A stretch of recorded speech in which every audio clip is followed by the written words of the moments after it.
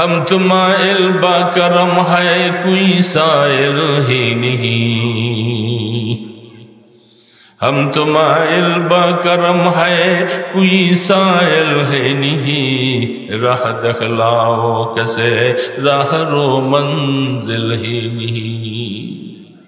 अफसोस करे बोले আল্লাহ পাক ডাক দিয়া বলতেছে, হে গোলামেরা, আমার বান্দিরা, আমি তোমাকে মাফ করার জন্য রহমতের হাওয়া নিয়ে তোমার সামনে তোমাকে ডাকতেছি। বান্দা, হে গোলাম, আয় আমার হুকুম মতো চল, আমি তোকে মাফ করে দিব। আফসোস, আমি ডাকতেছি, আমার ডাকে সাড়া দেওয়ার মতো আমি মানুষ খুঁজে পাই না। ঠিক না ঠিক বলেন? আল্লাহ ডাকতেছেন, সাবিকু ইলা মাগফিরাতিম মির রাব্বিকুম ওয়া জান্নাতিন আরদুহা কাআরদিস সামাওয়াতি ওয়াল আরদ ফাফিরু ইলাল্লাহ। আমি আল্লাহ ডাকতেছি তোমাকে, আমার ডাক তোমার কানে যায় না। হ্যাঁ হ্যাঁ, আমার ডাক যার কানে যায় পৌঁছেছে, আমার ডাকটাকে যে মূল্যায়ন করেছে, গুরুত্ব দিয়েছে, মনে রাখবা বান্দা, মৌতের সময় আমাকে পাইবা, কবরে আমাকে পাইবা, হাসরে আমাকে পাইবা, ময়দানে হাসরে আমাকে পাইয়া আমলনামা ডান হাতে নিয়ে যখন জান্নাতের দিকে রওনা দিবা, ওই সময় যে আমার জান্নাতে আমার দিদার নসিব হয়ে যাবে।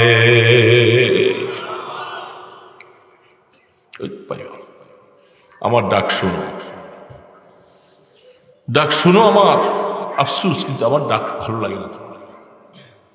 তোমার বন্ধুর ডাক ভালো লাগে। চাবিটা নিয়ে বাজারে রওনা, দোকান খুলবে আনন্দ, রাস্তার মধ্যে বেহুশ হয়ে পড়ে গেছে, শেষ। একটা গাড়ি আসছে, পিছন থেকে ধাক্কা দিয়েছে, পড়ে গেছে, শেষ। চাবির জায়গায় চাবি ছিটকে পড়ে গেছে, বাস, দোকান আর খোলা হলো না। কি ঠিক না বেঠিক? এই জন্য আমি বলতেছিলাম, সীমাহুম ফি ওজুহিহিম মিন আসারিস সুজুদ। এ বাবা, যদি কপালের মধ্যে নূর যদি পাইতে চাও, হাদিসের মধ্যে আল্লাহ রসুল বলতেছে, হ্যাঁ দেখো, দুনিয়ার মধ্যে এমন আল্লাহর বহু বান্দা আছে, তাদের চেহারার মধ্যে আল্লাহ পাক এমন নূর দিয়েছেন, যখন তোমরা এই নূর দেখবা তখন বুঝবা যে আল্লাহর সাথে তার কোনো মহব্বত আছে, তাকে আল্লাহকে সেজদা দেয়। আল্লাহওয়ালা চিনার জন্য, বোঝার জন্য বলেছি। সাহাবায়ে কেরাম প্রশ্ন করলেন, তাদেরকে কেমনে চিনব? আল্লাহ রসুল বলেন, ওয়াইজা যুকিরাল্লাহ, যাদেরকে দেখলে, যেই মজলিসে বসলে, যেই দরবারে বসলে দুনিয়ার কথা অন্তর থেকে কমে যায়, আল্লাহর মহব্বত দিলের মধ্যে চলে আসে, তাহলে বুঝবা যে এই লোকগুলোর সাথে আল্লাহর মহব্বত আছে। কে বাবা, আছে না? ওয়াইজা যুকিরাল্লাহ, ইমানদার, ইন্নামাল মুমিনুনা আল্লাযীনা ইযা যুকিরাল্লাহু ওয়াজিলাত কুলুবুহুম। আল্লাহ পাক বলেন, প্রকৃত মুমিন তো আমরা হতে পারি না। আল্লাহ বলেন, তুমি ওরকম মুমিন হও। কোরআন শরীফ খুলে দেখেন, যেই মুমিন, তুমি এমন একটা মুমিন হও, আমার মাওলার কথা মনে আসলে, আমার মাওলার কথা কানে পড়লে, মাওলার কথা একটু চিন্তায় আসলে, মাওলার জন্য তোমার এত মহব্বত লাগে, তোমার দিলটার মধ্যে তখন থরথর করে, আহা, আমি মাওলার হুকুম পালন করতে পারি নাই, মাওলা যদি রাগ হয়ে যায়, আমাকে আপন বলে ডাকার মতো আরেকজন কেউ নাই। ওয়াইদা যুকিরাল্লাহ, ইন্নামাল মুমিনুনা আল্লাযীনা ইযা যুকিরাল্লাহ ওয়াজিলাত কুলুবুহুম, অন্তর মধ্যে ধড়ফড় শুরু হয়ে যায়। এটার নাম মুমিন। বন্ধু, কেমনে পারি নামাজ পড়ছে, কেমনে পারি নামাজ ছেড়ে? আল্লাহু আকবার। তো আমি যে আয়াত পড়েছিলাম তার উপরে কিছু কথা, হুজুরা একের পরে একে আসবে, ওলামায়ে কেরাম আসছেন। হারুন ইজহার আসবেন শুনতেছি, রাস্তায় আছে, আরো আছে। তো কিছু কথা শোনাও দরকার, বলাও দরকার। এক এক ফুলের এক একটা গ্রাম। আসবেন ওর আলোচনা। আমি যে আয়াতটুকু তেলাওয়াত করেছি, এই আয়াতের হালাত চিন্তা করলে আমাদেরকে কিয়ামতের ময়দানে আল্লাহর সামনে না খুব কঠিন জবাব দিতে হবে। আল্লাহ পাক বলতেছে, আল্লাহু আকবার, আম হাসিবতুম আন তাদখুলুল জান্নাহ। এখানে যারা আমরা আছি, ছোটরা তো বুঝে না, বড়রা তো বুঝতেছে। আমরা কি আল্লাহ পাকের জান্নাতের বাসিন্দা হতে চাই? বড় আওয়াজে বলেন সবাই। আল্লাহ বলতেছেন, আমি এটা আরবিতে পড়ছি, তেলাওয়াত করছি আয়াত, আর বাংলায় কথা বলতেছি। আম হাসিবতুম আন তাদখুলুল জান্নাহ, এই আমার বান্দা বান্দি, তোমরা কি জান্নাতে যাইতে চাও? আল্লাহ প্রশ্ন করতেছেন, তোমরা কি জান্নাতে যাইতে চাও? আলাইহিস সালাম।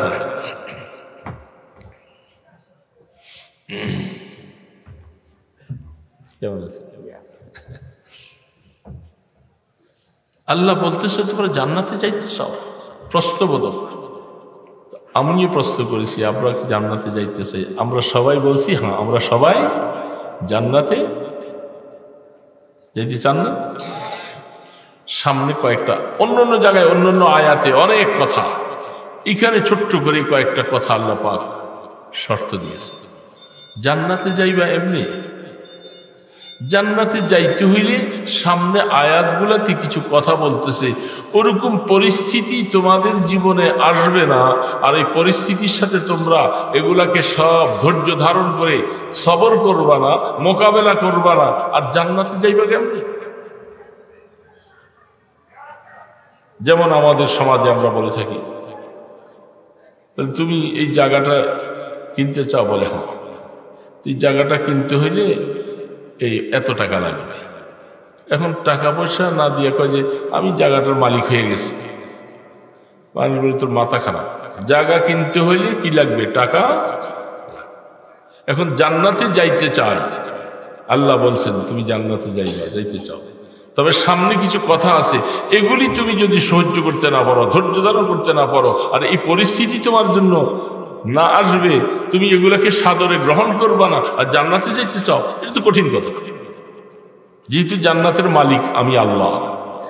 জান্নাতের মালিক কে? আল্লাহ। আর বড় করে বলেন কে?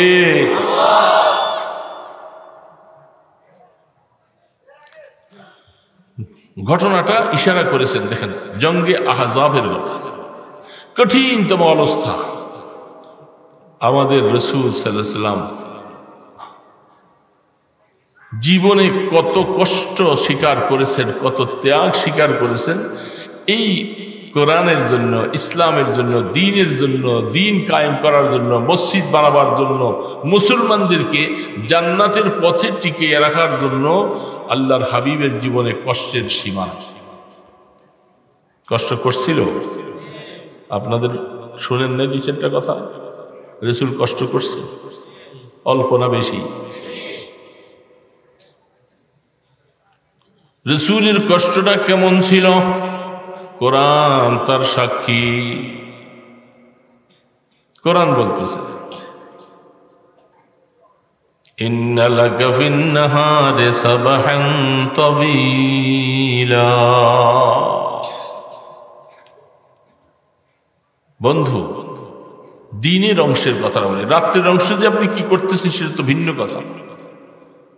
সকাল থেকে সন্ধ্যা পর্যন্ত, সন্ধ্যার থেকে নিয়ে রাত্রে শোয়ার আগ পর্যন্ত আপনার এই হায়াতটা উম্মতের জন্য, উম্মতকে হেদায়েতের উপরে রাখার জন্য, কাফের মুশরিকের হাত থেকে মুসলমানদেরকে ফিরে বাঁচাবার জন্য, মদিনার জমিটা টিকিয়ে রাখার জন্য, সারা পৃথিবীর মধ্যে ঈমানের দাওয়াতটা পৌঁছাবার জন্য আপনার মেহনত, আপনার কষ্টটা জমিনবাসী হাদিসে শুনবে, জিহাদের কথা শুনবে, মাগাজির মধ্যে শুনবে, বিভিন্ন আয়াতের মধ্যে শুনবে।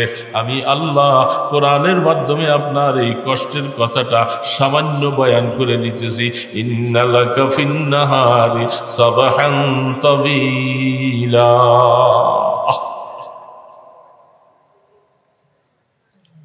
সাবহান শব্দের অর্থ হল সাঁতরানো। সাঁতরান বুঝেন না বাবা? বুঝেন না? পানির মধ্যে সাঁতরায়।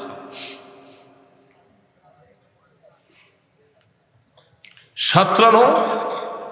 আল্লাহ পাক বলতেছে, বন্ধু মরুভূমির দেশে সাঁতরানো বোঝাটা কষ্ট, সেইখানে বেশি বালি আর ধুলা, পানি কম, দূরে সাগর অনেক দূরে। এই উম্মতের জন্য উম্মতকে হিদায়াতের পথে আনার জন্য আপনার জীবনের কষ্টটা সমুদ্রে একজন মানুষ যেরকম সে হঠাৎ করে চলল, জাহাজ থেকে পড়ে গেল। একজন মানুষ জাহাজে সফরে চলতেছে, জাহাজ থেকে পড়ে গেল। পড়ে যাওয়ার পরে এই লোকটা কি করে? সাঁতরায় না? কতক্ষণ পর্যন্ত সাঁতরায়? বলেন, কথা বুঝার জন্য বলতেছি। কতক্ষণ? যতক্ষণ তার নাকের ভিতরে শ্বাস, জীবনটা যতক্ষণ পর্যন্ত আছে সে বাঁচার জন্য চেষ্টা করে, পা নাড়তে থাকে, হাত নাড়তে থাকে। এই নাড়তে নাড়তে নাড়তে নাড়তে যদি তকদির ভালো হয়, কেউ আইসা দূর থেকে দেখা নৌকা নিয়ে আইসা তাকে উঠায়, অথবা সে সাঁতরাইতেছে, সাঁতরাতে সাঁতরাতে আস্তে আস্তে করে কিনারার দিকে যাওয়ার শুরু করতেছে। কিনারার কাছে যাইয়াও এখনো সাঁতরানো অবস্থাটা বন্ধ করে না, পাটা নিচের দিকে দিয়া দেখে মাটি পায় কিনা। যখন পায়ের নিচে একটু মাটি যখন লেগে যায়, তখন সে মনে মনে এবার বলে, এবার একটু শান্তি পাইলাম, হায়াতে বাইচা গেলাম। সে ক্লান্ত, শ্বাস ফেলতে পারে না, উঠানামা করতে পারে না, আস্তে আস্তে করে ক্লান্ত হইয়া যায় নদীর পাড়ের মধ্যে এইভাবে পড়ে থাকে, চিত হইয়া শুয়ে থাকে, একটু শান্তি নিতেছে।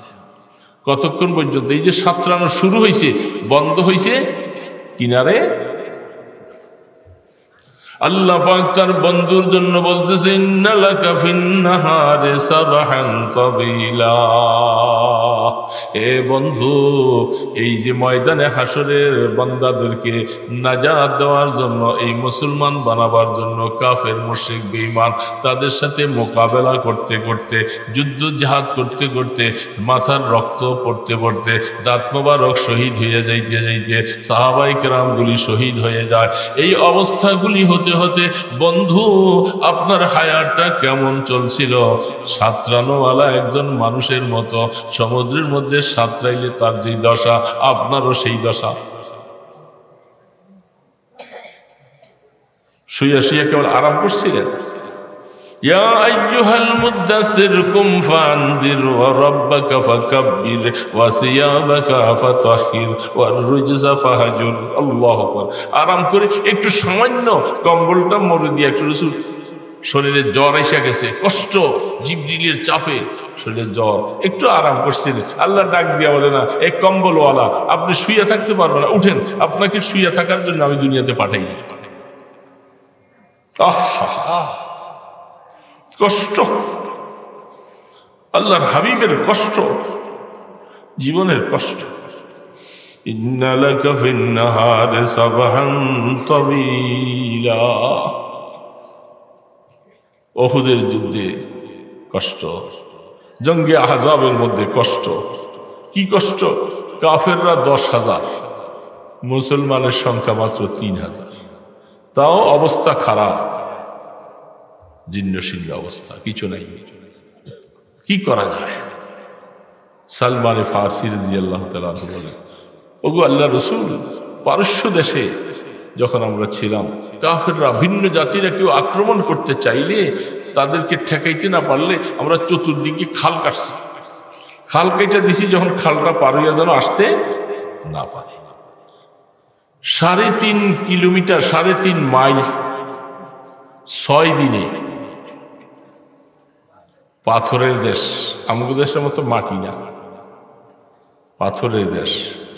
3.5 মাইল এইভাবে খাল কাটতেছে, 10 হাত গভীর, 10 হাত প্রস্থ, 10 হাত লম্বা। সাহাবী হলেন 10 জন, এক একটা ভাগে 10 জন। গভীর করবে 10 ফুট, দৈর্ঘ্য করবে 10 ফুট, প্রস্থ হইল 10 ফুট। এতটুকু এক একজনে কাটবে। দিন হইল মাত্র 6 দিন। কাফেররা চলে আসতেছে 10,000 সশস্ত্র বাহিনী হইয়া, মদিনার মধ্যে একটা মুসলমানও রাখবে না, সবাইকে শেষ করে ফেলবে। নারী পুরুষ যত আছে সব মাইরা ফেলবে। মদিনা শরীফে ইহুদি যারা আছে তারাও মক্কা শরীফ যে যোগ সজাগ করে সূত্র তৈরি করছে, তোমরা সেখান দিয়ে আসো আর আমরা এখান থেকে আক্রমণ করব। এই নতুন নবুয়তের দাবিদার একে রাখবো না, দুনিয়াতে শেষ করে ফেলবো, তার একটা উম্মতকে বাঁচাবো না। ইমানদার এখন তো টুপি পাইছি, দাড়ি পাইছি, মসজিদ পাইছি, কোরআন পাইছি, ওয়াজ পাইছি, শান্তিতে বসে ওয়াজ শুনতেছি। এই ওয়াজটা, এই অবস্থাগুলি কেমনে পাইছি? রক্তের উপরে বেয়ে বেয়ে আসছে। তাদের জীবন হালাতগুলি হাদিসের পৃষ্ঠাগুলি খুললে, কোরআনের তাফসীরগুলি দেখলে বাবা আকল হয়রান হয়ে যায়। আমরা আল্লাহর কাছে জান্নাত চাইতেও সাহস পাই না। কি করে আল্লাহর কাছে জান্নাত চাও? তাদের রক্ত, তাদের জীবন বিসর্জন দিয়েছেন। সেই অবস্থায় চলে আসতেছে। চলে আইসা এদের তো টাকা পয়সা অভাব নাই, ওট জবাই করে আর ডেকডেকসি দিয়ে রান্না বাড়া করে খুব আরামে মোজ করে খায়। আর কতগুলি গায়িকা নর্তকী নিয়ে গেছে, এগুলি গান গায়, আনন্দ উল্লাস করে। মুসলমানদেরকে এবার শেষ, মদিনা এমন ভাবে আক্রমণ করবো, শেষ। কি আনন্দে আছে তারা। এই পরিস্থিতি একটা মাস, 1 মাস। এই ইমানদার মুসলমান একটু কথা শুনে তো তুমি একটু বুঝবা যে আমি ইমান পাইছি কেমনে, আর তারা ইমান নিয়ে কি কষ্টটা করেছিল।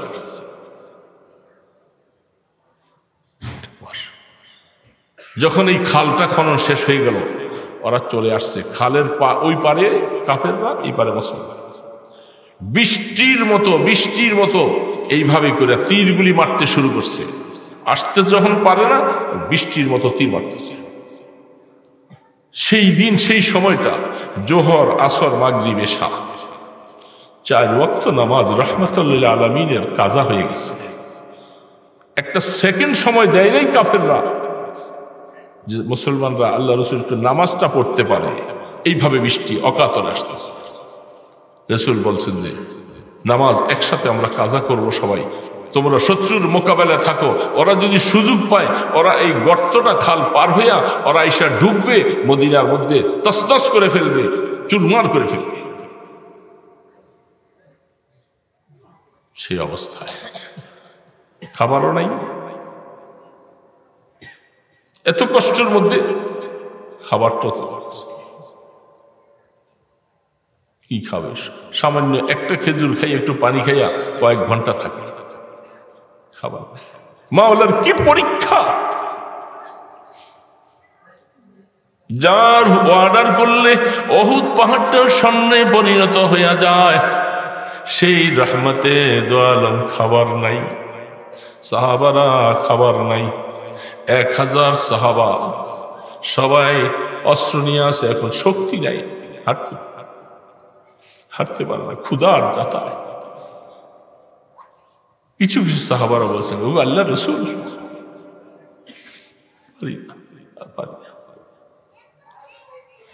রহমতে দো আলম ডাক দিয়া বলে, হে আমার সাহাবারা, আমি রহমাতুল লিল আলামিন তোমাদের নবী, তোমাদের সাথে মাটি কাটছি। বুখারীতে লম্বা লম্বা রাওয়ায়াত আছে। সাহাবারা বলছেন, আপনি কষ্ট করেন। বলে, না, আমিও তোমাদের সাথে মাটি বহন করব, মাটি কাটবো। রাসূল মাথায় মাটি নিয়ে মাটি কাটতেছে। সোনার শরীরের মধ্যে মাটি দিয়া ঢাইকা গেছে। যে শরীরের মধ্যে একটা মশা বসে না, পাশি বসে না, মেঘমালা যাকে ছায়া দিয়ে থাকে, সেই রহমতে দো আলম মাথায় মাটি বহন করে মাটি ফালায়। এর মধ্যে খাবার নাই, খাবার। রাসূল বলেন, দেখো, 1টা 2টা 3টা পাথর বাইন্দা কাপড় দিয়া মজবুত করে বাইন্দা রাখছে। খালি পেটের মধ্যে চাপ দিয়া রাখলে একটু খিদাটা কম লাগে।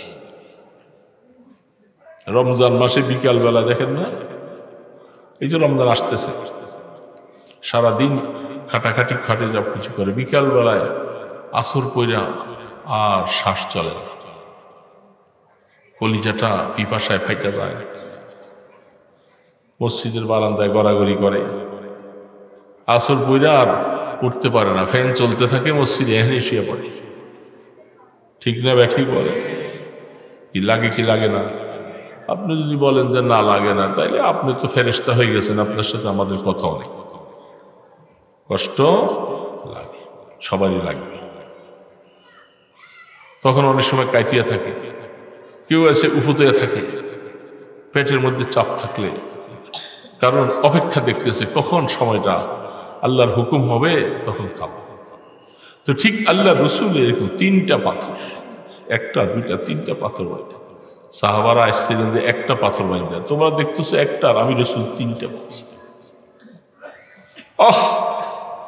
এমন সময়ের ভিতরে হযরত জাবের রাদিয়াল্লাহু তাআলা আনহু আল্লাহর নবীর কষ্ট, উপবাস, সাহাবাদের কষ্ট দেখা সহ্য করতে পারে না, দৌড়াইয়া যায়।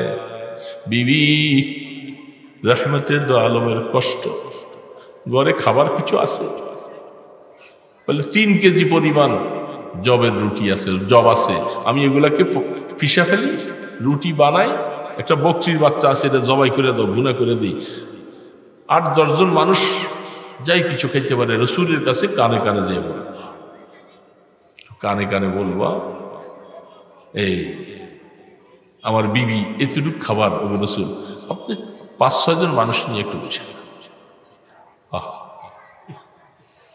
রহমতে দো আলম চিন্তা করছেন, জাবের খানার আয়োজন করছে, আমি একা খাবো, আমার সাহাবারা না খেয়ে এইভাবে মরে যাচ্ছে, কষ্ট হয়ে যাচ্ছে, আমি একা তো খেতে পারবো।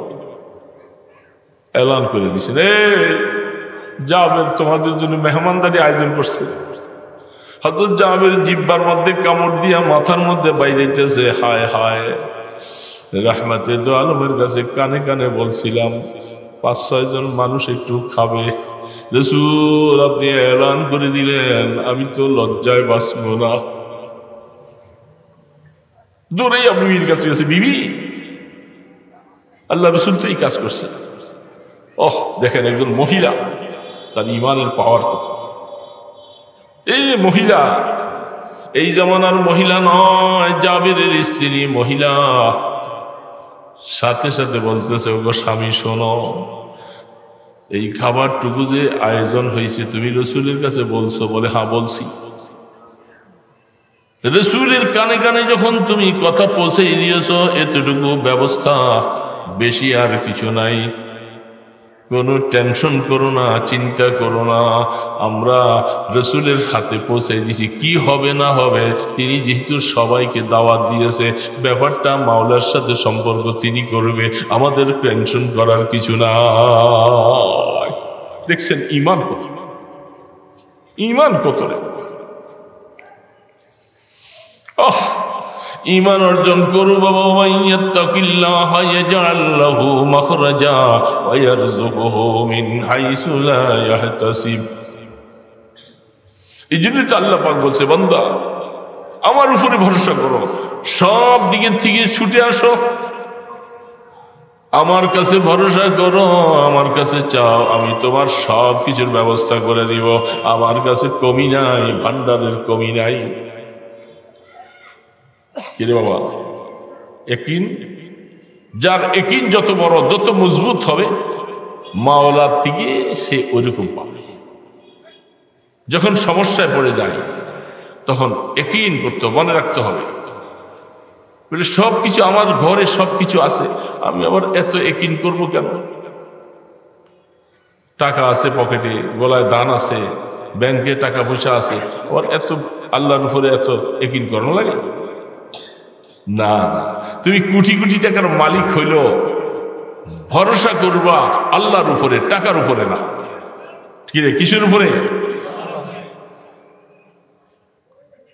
হযরত হাজরা আলাইহিস সালাম মহিলা না? কিরে বাবা, মহিলা না? দুধের বাচ্চাটা আল্লাহর কাছে চাইতে চাইতে আল্লাহ দিছে এত বছর বয়সে। এই দুধের বাচ্চাটা নিয়ে মাত্র দুনিয়াতে আসছে, ভূমিষ্ঠ হয়েছে। আল্লাহ পাক বলছে এর এখানে রাখা যাবে না, এর ল তুমি সিরিয়ার থেকে নিয়া এর সফর করে নিয়ে দিয়া যেখানে আল্লাহর বাইতুল্লাহ হবে সেখানে নিয়ে দিয়ে আসো। আর কোথায় বাইতুল্লাহ হবে সেটা দেখাইছে জিবরিল ইসলাম। সফর করতে করতে করতে করতে মক্কার ভূমিতে আসছে। গায়রি জি জারাইন ইনদা বাইতিকা, একটা মানুষ নাই, একটু পানি নাই, একটা গাছ নাই, একটা ঘর নাই, এমন জায়গার মধ্যে ছোট দুধের বাচ্চাটাকে এক ঠিল্লা পানি আর কটা খেজুর দিয়া, এটা কি কথা? এটা কি কথা? কোনদিন কোনো মানুষ কি কথা করতে পারে? শত্রুও তো কোনো শত্রুকে এইভাবে করে। কিন্তু পয়গম্বর ইব্রাহিম কলিজার টুকরা সন্তান, কলিজার টুকরা সন্তান, এই নিরাশ্রয় একজন মহিলা বাচ্চা এর দিয়ে আসছে এখানে। আয় আহ বাবা, বুঝার জন্য বলছি, কিচ্ছা তো জীবনে বহু শুনছি। हकीकत में वही कामिल शिकस्ता दिल जिसे हासिल, हकीकत में वही कामिल शिकस्ता दिल जिसे हासिल, बहुत तालिबे खुदा मिलता शिकस्ता दिल नहीं मिलती। अरे नमाजी बहुत पावा जाए, जिकिर वाला बहुत पावा जाए, हज करने वाला बहुत पावा जाए, तस्बीह पढ़ने वाला बहुत पावा जाए। ए बाबा, বাস্তব দিল আল্লাহর আশিক হইয়া মোহাব্বত ওয়ালা জিকির, মোহাব্বত ওয়ালা সিজদা, মোহাব্বত ওয়ালা তওয়াফ, মোহাব্বত ওয়ালা জিকির, এগুলি পাওয়ার মানুষের সংখ্যা কম।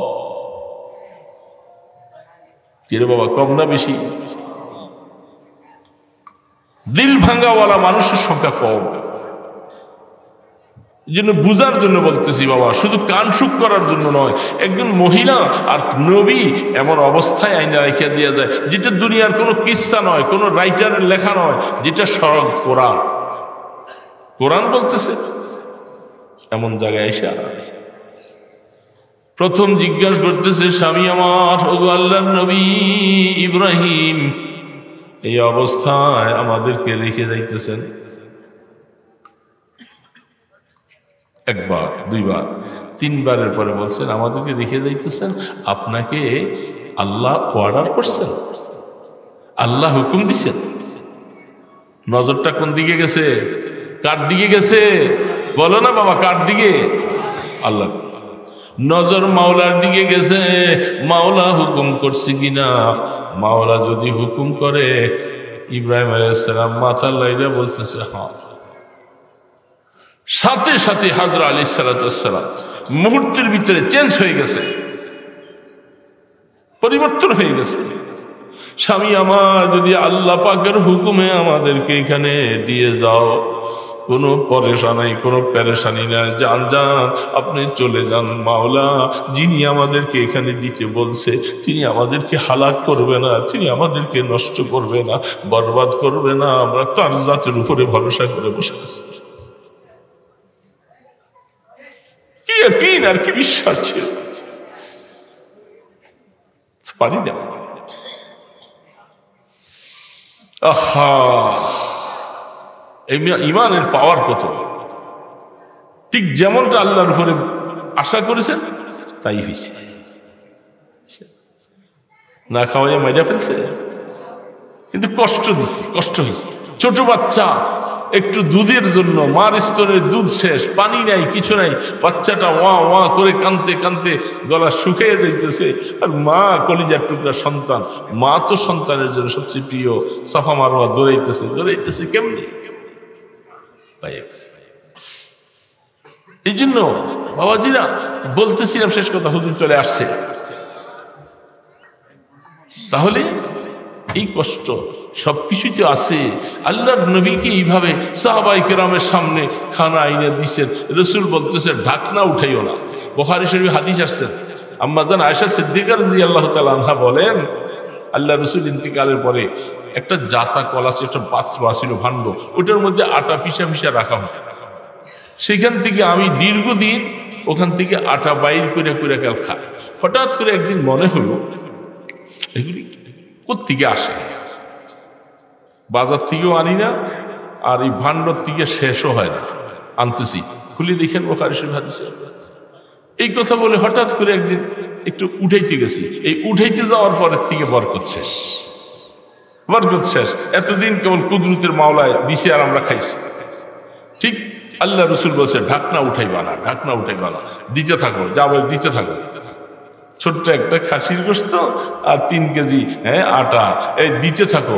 1000 সাহাবী পেট ভরে খাইছে। সুবহানাল্লাহি ওয়া বিহামদিহি, খোদার কসম 1000 সাহাবী পেট ভরে খায়। ওই যে এতক্ষণ পর্যন্ত এতদিন কষ্ট পেয়েছিল, একবেলা পেট ভরে আসুদা পরিমাণ খাইছে। জাবের বলতেছে আমাকে পাত্রটা রসুল দিয়ে দিলেন, আমি যে দেখি একটা রুটিও শেষ হয় নাই, এক টুকরা গোশত শেষ হয় নাই, পুরা হান্ডিলে পাতিলটা ভরপুর হয়ে গেছে। সেই রসুলের উম্মত না তোমরা? আমরা উম্মত, মনে রাখো, কথা শেষ। এরকম কষ্ট জীবনে সহ্য করব না, কষ্ট আসবে, তারপরে দিন ছাড়া যাবে না, ঈমান ছাড়া যাবে না, কোরআন ছাড়া যাবে না। আল্লাহর দ্বীনকে ধরে রাখতে হবে। যত চড়াও উতরাও কষ্ট যতই আসুক না কেন আসুক, কিন্তু আল্লাহর দ্বীনকে, ঈমানকে ধরে রাখবো, কোরআন ধরে রাখবো। এটা আমাদের জীবনের মিশন। পারবো না ইনশাআল্লাহ? এই জন্য বাবাজিরা, হুজুর চলে আসছে। আল্লাহ সুবহানাহু ওয়া তাআলা কথাগুলি আমি বলছি, আমাকেও আমল করার তৌফিক দান করেন, আপনাদেরকে আমল করার তৌফিক দান করেন। আমল ধরে রাখি। এই বুড়া বুড়া বাবাজিরা যারা, আমরা এখন চলে যাওয়ার সময়, আমাদের হায়াতের গাড়ি প্রায় শেষের দিকে চলে আসছে, যে আমাদের বাচ্চাগুলি, ছেলেগুলি, তাদেরকে আমরা বুঝাবো যে দিন ধরে রাখতে হবে। বাবা, দিন হারা হইস না, দুনিয়ার পিছনে পড়ে দিন হারাইস না, কোরআন ধরে রাখবি, ওলামায়ে কেরামকে ভালোবাসবা, মসজিদে ওয়ালাদের সাথে সম্পর্ক রাখবা, দাওয়াত ও তাবলীগের সাথে মহব্বত রাখো, সহি দ্বীনের সাথে থাকো। দেখবা আমরা দুনিয়া থেকে চলে যাব, সন্তানদেরকে এই যে নসিহতগুলি আপনি করে গেলেন, এর বিনিময়ে আপনি কবরে চলে গেলেও এই সন্তানরা যা আমল করতে থাকবে, এর সওয়াব আল্লাহ আপনার কবরে পৌঁছে। আল্লাহ আমাদের সকলকে আমল করার তৌফিক দান করেন। মাদ্রাসাকে আল্লাহ পাক কবুল করেন, মাদ্রাসার সমস্ত জরুরিয়াত আল্লাহ পুরা করে দেন, এবং যারা আমরা আশপাশে আছি সকলে মাদ্রাসাকে মহব্বত করব, ওলামায়ে কেরামকে মহব্বত করব।